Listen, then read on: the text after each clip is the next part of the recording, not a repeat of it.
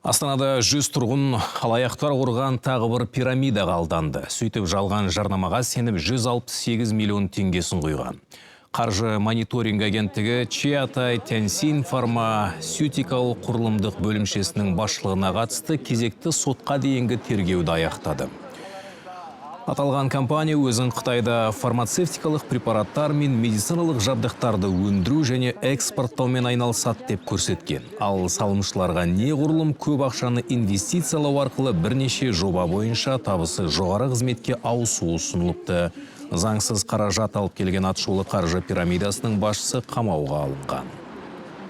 Тергеу барысында құрылымдық бөлімшенің басшысына қатысты қамау бұлтартпау шарасы таңдалды.